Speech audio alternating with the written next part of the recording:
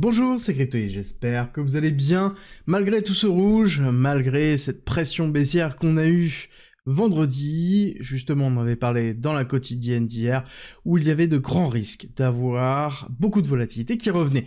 Vendredi, habituellement, vendredi dernier, c'était là où on avait eu aussi une grosse volatilité baissière. Bref, on reprend là où on en était et on continue à la baisse avec une pression très forte sur la macroéconomie liée à l'incertitude de Donald Trump. Alors est-ce qu'il y a que ça? Non, malheureusement il n'y a pas que ça. Mais bonne nouvelle, ce n'est pas lié à la crypto, je vais tout vous expliquer et on va décortiquer ensemble ce qui s'est passé hier, les implications que ça va avoir et quelle est la date la plus importante à retenir pour la semaine prochaine parce que ça risque de bouger sérieusement tant à la hausse que à la baisse. Je vous explique tout. Mais avant, on va parler de la masterclass que j'organise la semaine prochaine, dimanche prochain. Pour vous inscrire, c'est simple, c'est sur la communauté privée gratuite en commentaire, en description. Dans cette masterclass, je vais revenir sur la gestion du risque, sur la gestion de l'exposition, comment gérer ce type de situation au niveau du marché et quelle est la suite au niveau des cryptos et au niveau des altcoins. Vous allez vite comprendre la situation où on est. Ce sera dimanche prochain. Pour vous inscrire, c'est en commentaire en description et c'est gratuit.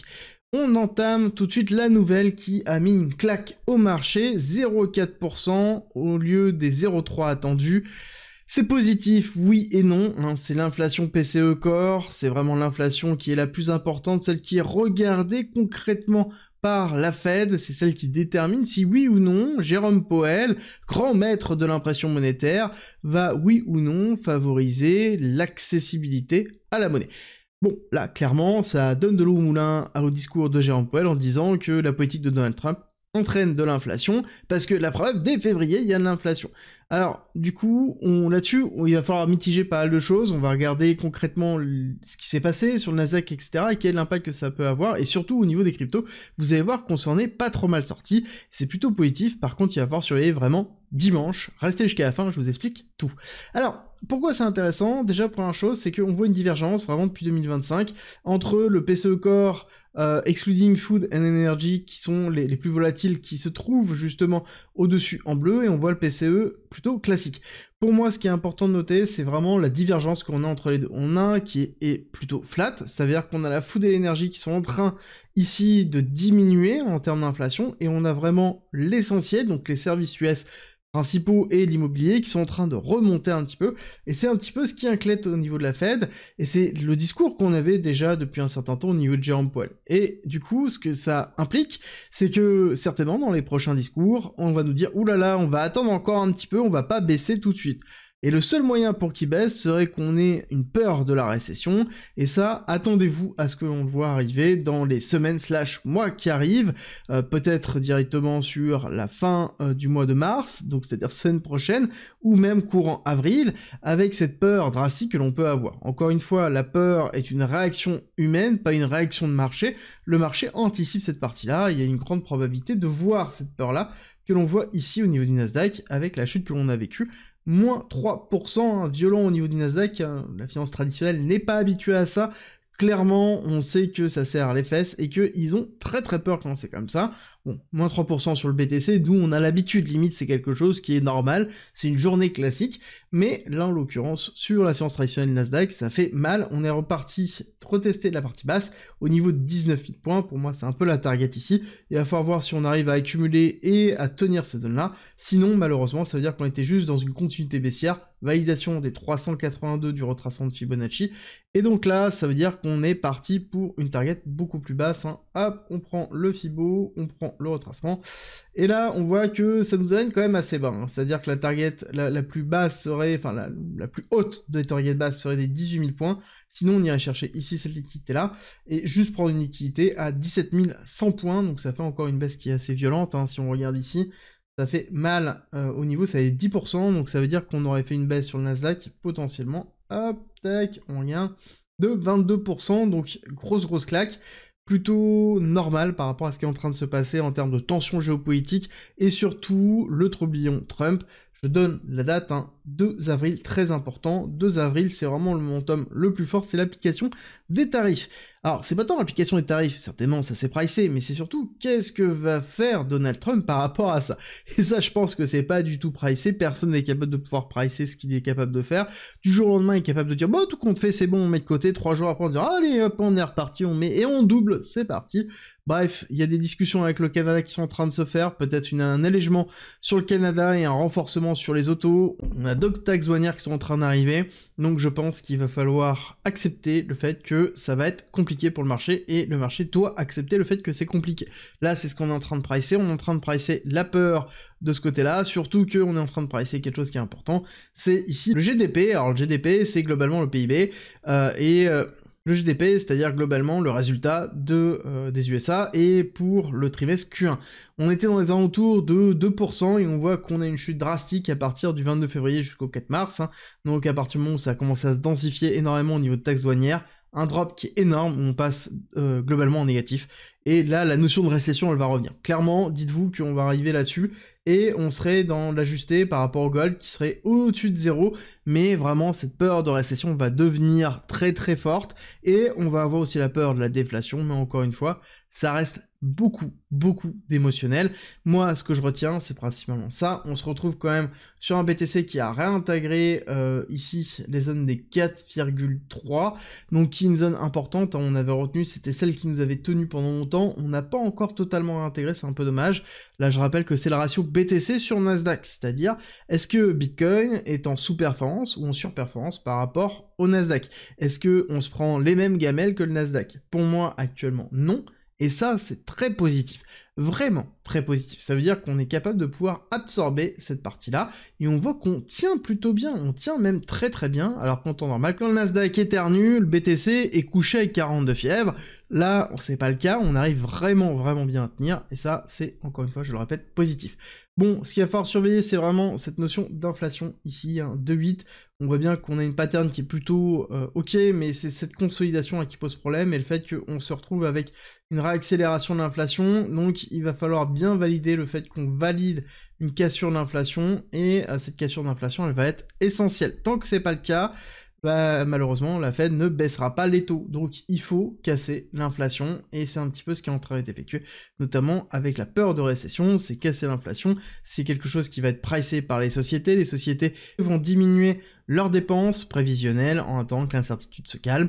C'est quelque chose que l'on voit plutôt classiquement, et même c'est quelque chose qui est en train d'être pricé par les fonds de pension. On a vu la chute, là actuellement on voit bien le rapport que l'on voit sur Nasdaq, d'accord, qui est en chute, et à côté on va avoir le gold qui est en train d'éclater, d'accord, le gold très très fort, très puissant, et si on regarde jour à jour, on voit bien que là on a eu une réaccélération qui a été assez violente, hein.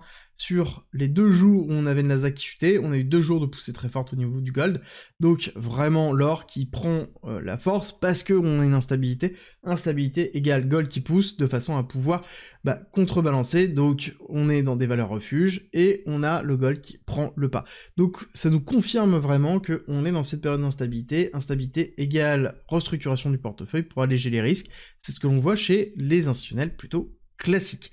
Bon, concrètement, ça se caractérise comment par rapport à BTC? Ok, on s'est pris une claque, notamment hier, mais la claque, quand on regarde la claque qu'on s'est pris sur le CME, là globalement on s'est pris moins 4,53 par rapport à moins 3,5 du Nasdaq. Normalement on aurait dû prendre moins 7, moins 8, moins 10, d'accord? Donc on est toujours au-dessus de 80 000 $, toujours au-dessus de 84 000 $ sur le CME, Chicago Mercantile Exchange, c'est-à-dire le futur des institutionnels, qui clôture le vendredi soir et qui réouvre le lundi.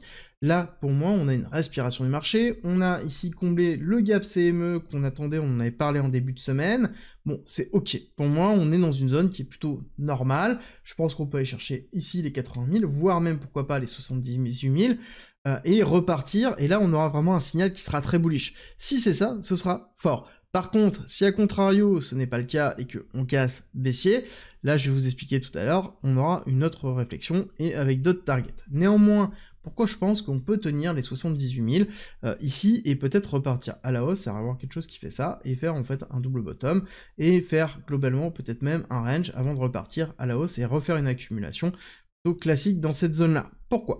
Parce que si on regarde la chute que l'on a pu avoir, là si je vous disais tout à l'heure un moins 10%, on reprend le Nasdaq, on a hop, les targets qu'on s'est fixés tout à l'heure, on prend notre petite règle, on prend l'état actuel, tac, on prend moins 10%, on va dire qu'on est dans cette zone-là, moins 10%, ça est moins 20% sur le Nasdaq, c'est une grosse correction qui est velue, qui fait mal, avec de la peur, ok, c'est quelque chose qui se résorbe assez vite et assez fortement dessus, il faut pas ici penser que ça va se résoudre au moment où on aura les bonnes nouvelles, non, ça anticipera les bonnes nouvelles. Encore une fois, il faut bien comprendre cette idée-là et ce concept-là, surtout qui est très fort au niveau du Nasdaq. Donc moins 10%, ça sous-entend que nous, si on prend un peu les caractéristiques, ça nous amènerait où ici, potentiellement, dans les alentours des moins 12, moins 13, qui seraient les 74 000, voire peut-être même les 70 000 ici, et encore, ça va dépendre de la courbe que l'on aura au niveau du BTC Nasdaq. Hein. Si on a une surperformance du BTC et donc on remonte dans ces zones-là, ça sous-entend que le Nasdaq va prendre moins 10 et que nous, potentiellement, on prendra moins 8, et donc on restera dedans. Donc là-dessus, c'est jouer le fait qu'on a une surperformance du BTC, ce qui serait plutôt acceptable, étant donné qu'on a clairement eu un événement de capitulation qui était assez violent, et si jamais on casse baissier, là par contre, on aura une autre réflexion. Si jamais on casse, ici, on prend un autre graphique pour que ce soit plus simple, on prend celui qui est ouvert tout le temps, globalement, si on casse et qu'on fait quelque chose comme ça, tac, pour aller chercher plus bas, ici, bah, ça veut dire qu'on va aller taper encore dans les liquidités qui se trouvent dans 76 000, et on a une target, hein. Je rappelle qu'on a de l'imbalance qui se trouve là, ça on en parle depuis un certain temps, les 70 000, avant de pouvoir repartir, qui serait la dernière accélération baissière avant d'avoir un retournement.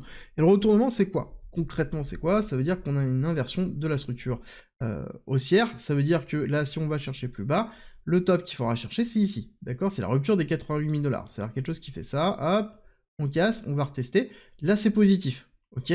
Tant que c'est pas le cas, bon, en l'occurrence, on n'aura pas de retournement, et donc le court terme, le moyen terme, c'est plutôt baissier ou sous une forme de consolidation de range, quelque chose qui se fait très fréquemment. Je rappelle que BTC a tendance, hein, dès qu'on a des mouvements, que ce soit haussier ou baissier, d'avoir une période de range qui peut être relativement long, et ça, j'arrête pas de le répéter, où il faut être patient, et c'est pas pour rien. Par contre, là-dessus, il va falloir prendre en considération l'ensemble des autres cryptos, avec notamment la dominance des Other, donc c'est-à-dire l'ensemble des autres cryptos. On est dans la partie basse de la compression qu'on a depuis globalement 2022, et dans cette partie basse ici, ce qui est important de comprendre, c'est que on est globalement quelque chose qui est faible en termes de volatilité. Ça veut dire quoi? Ça veut dire que quand on regarde là, ça fait depuis le 10 février, où on est plus ou moins dans à peu près le même pourcentage de dominance. Ça veut dire qu'on n'a pas de sous-performance ou de performance des altcoins actuellement, donc tout ce qui est en dehors top 10 sur les alts, donc ça veut dire qu'on réagit à peu près en termes classiques par rapport à BTC, malgré le fait, et ça c'est super important, malgré le fait qu'on ait une dominance qui monte au niveau de Bitcoin. Le fait qu'on ait une dominance qui monte, ça veut dire quoi? Ça veut dire qu'on a le top 10 des altcoins qui sont actuellement en sous-performance et pas le reste des cryptos. C'est là où il faut comprendre qu'il y a toujours une question de gestion de risque structurelle dans son exposition, où là actuellement on a peut-être une sous-performance du top 10 en dehors de BTC et peut-être aussi d'Ethereum et d'autres cryptos qui ont grandement poussé sur cette phase d'accélération, ce qui fait qu'on a une dominance qui monte alors qu'on a l'ensemble des autres cryptos qui restent plutôt flat actuellement. Le point qui est intéressant ici pour moi, c'est que on a des alts qui ont quand même bien remonté et qui sont capables d'encaisser encore un moins 30, moins 40% par rapport au niveau où ils sont allés, parce que justement il y a eu une phase d'accélération qui a permis d'avoir une respiration qui était suffisante. Maintenant, si jamais on chute dans les alentours de 70 000 $, il va falloir voir surtout les leviers qui seront en place, et est-ce qu'il y aura trop de liquidation, et des grosses claques de liquidation comme on a déjà eu. Il faudra surtout pas réagir sur une mèche, on a bien vu l'impact que ça peut avoir sur une mèche, et le fait qu'on reparte assez vite. Dans tous les cas, il va falloir rester serein sur ce qui va se passer la semaine prochaine. La semaine prochaine a beaucoup de volatilité, et il faut pas penser qu'on va forcément aller en chute. Si jamais on se retrouve sur un Donald Trump qui réagit sur un coup de tête, et qui dit bon bah tout compte fait c'est terminé, je peux vous assurer qu'on va avoir la même bougie que celle-ci, mais dans le sens inverse, et voire même plus haute. D'accord? Il suffit d'avoir une nouvelle de ce style-là pour avoir une accélération haussière. Ne pensez pas qu'on va être systématiquement dans une chute ici. Ça peut être invalidé un matin directement sur un tweet, donc faites bien attention là-dessus par rapport à vos positions, comprenez bien ce qui est en train de se passer, que là actuellement on a un marché qui essaie de survivre à l'instabilité liée par Donald Trump.